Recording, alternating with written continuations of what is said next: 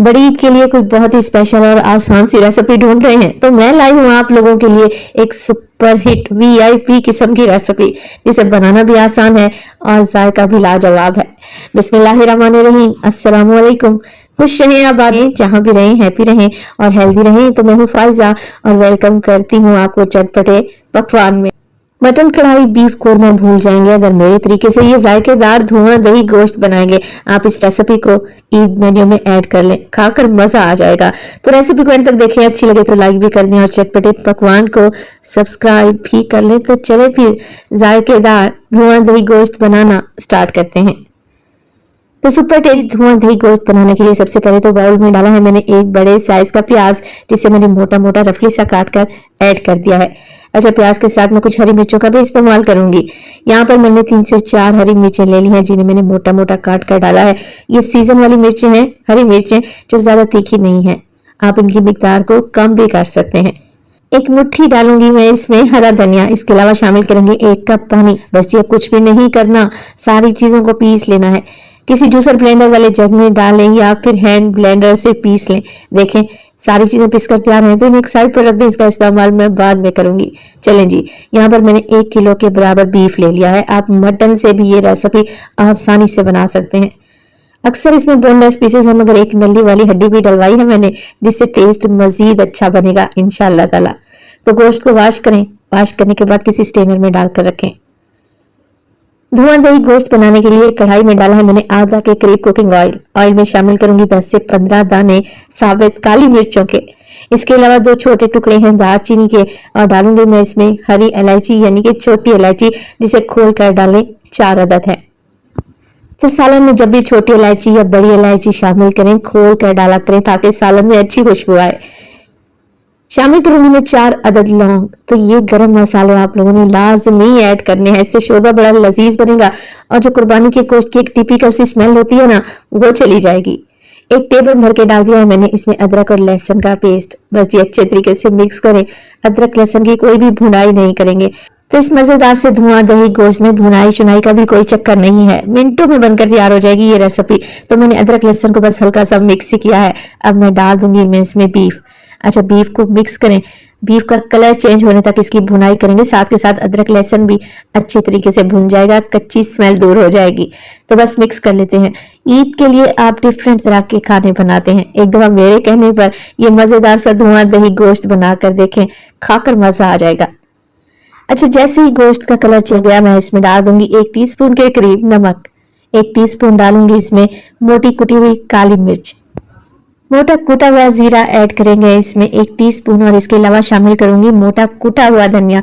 देख रहे हैं ना आप कितना मोटा मोटा सा मैंने इसे फ्रेश ही कूट लिया है। तकरीबन 1 टेबलस्पून भर कर डालें। इसके अलावा हल्दी डालेंगे 1/4 टीस्पून। तो मजेदार से धुआं दही गोश्त में सारे मसाले मैंने फ्रेश कूट कर डाले हैं। काली मिर्च को तो कभी भी आप पीस कर ना रखा करें। जब भी कोई सालन बनाना हो, कोई भी रेसिपी तैयार करनी हो, फ्रेश काली मिर्च का पाउडर बनाएं या मोटा मोटा कूट कर डालें। यकीन करें उस डिश का जायका ही बदल जाएगा। तो मैंने अभी सारे फ्रेश मसाले कूट कर ही डाले हैं। तो बस इस तरीके से मसालों को मिक्स करें और अभी जो हमने पेस्ट बना के रखा हुआ था ना, प्याज हरी मिर्च और हरे धनिया का, वो शामिल कर देंगे सारा का सारा। तो हरा मसाला डालें और अच्छे तरीके से मिक्स कर लें। तो देखा आपने, भुनाई शुनाई का कोई चक्कर ही नहीं है। ना ही प्याज टमाटर को हमने भूनना है, ना मसाला बनाना है। वैसे भी गर्मियों के मौसम में किचन में ज्यादा देर खड़ा कहाँ रहा जा सकता है। तो ये आसान सी रेसिपी ईद के लिए एकदम परफेक्ट रहेगी और इसे बनाना तो बनता है। तो बस जी, यहाँ पर हरा मसाला जो मैंने डाला था ना, मिक्स कर लिया है। मिक्स करने के बाद कुछ भी नहीं करेंगे, कवर लगाकर 10 मिनट के लिए बीफ को पकने के लिए छोड़ दूंगी। इस मसाले का कच्चापन भी चला जाएगा और ऑयल भी ऊपर आ जाएगा। तकरीबन लो टू मीडियम फ्लेम पे 10 मिनट के बाद अब आप लोग बीफ की जरा शक्ल चेक करें। अभी से लग रहा है ना टेस्टी। बस जी, ऑयल ऊपर आ चुका है, मसाला अच्छे तरीके से भून चुका है। अब मैं इसमें डालूंगी पानी। अगर तो आप प्रेशर कुकर का इस्तेमाल कर रहे हैं तो वेल एंड गुड है, क्योंकि बीफ जल्दी से गलकर तैयार हो जाएगा। और अगर मेरी तरह पतीली में बना रहे हैं तो 2 से 3 कप पानी डालें और 40 से 45 मिनट के लिए पका लें, जब तक बीफ अच्छे तरीके से गल नहीं जाता। प्रेशर कुकर में आपको 20 से 25 मिनट ही लगेंगे मैक्सिमम। तो मैं कवर लगा दूंगी और 40 से 45 मिनट के लिए पकने के लिए छोड़ दूंगी। वैसे डेली रूटीन में मैं खाना प्रेशर कुकर में ही बनाती हूँ, आप लोगों की आसानी के लिए पतीली बना रही हूँ। 40 से 45 मिनट गुजर चुके हैं। दरमियान में से मैं बीफ को चेक भी करती रही हूँ, पानी की मिकदार कम हुई है तो मैंने मजीद भी डाल दिया है। अब यहाँ पर देखें बेहतरीन सा बीफ तैयार हो चुका है। चेक कर लेते हैं गला के नहीं। और इसी स्टेज पर अगर तो रेसिपी आप लोगों को जरा सी भी अच्छी लग रही हो, प्लीज आप सब लोगों से रिक्वेस्ट है रेसिपी को लाइक कर दिया करें और चटपटे पकवान को सब्सक्राइब भी कर ले। बीफ गल गया है। अब धुआं दही गोश्त बना रहे हैं तो डलेगी इसमें दही 1 कप के बराबर अच्छे तरीके से फेंट कर डाल दें। धुआं दही गोश्त में पुदीने का इस्तेमाल होता है तो 2 टेबलस्पून के करीब फ्रेश पुदीने के पत्ते मैंने डाल दिए हैं, दही के साथ ही ऐड कर दिए हैं। अगर आप लोगों के पास फ्रेश पुदीना नहीं है ना तो आप सूखा पुदीना यानी कि ड्राई पुदीना भी इसमें डाल सकते हैं। मिक्स करें और इसमें डालेंगे हरी मिर्चें जिसे मैंने 2 हिस्सों में कट कर लिया है। अच्छे तरीके से भून लें ताकि दही का कच्चापन भी चला जाए और ऑयल भी ऊपर आ जाए। तो बेहतरीन सा हमारा धुआं दही गोश्त तैयार है। इतनी आसान सी रेसिपी, वो भी घर के मिर्च मसालों से और वो भी बिना किसी मेहनत के। तो रेसिपी को एक दफा ट्राई करना तो बनता है। तो जैसे ही ऑयल हल्का हल्का सा ऊपर नजर आने लगे और दही का कच्चापन चला जाए, अब हम यहाँ पर धुआं दही गोश्त बनाने के लिए धुआं लगाएंगे यानी कि स्मोक देंगे। तो कोयला तो मैंने पहले ही गर्म करने रख दिया था।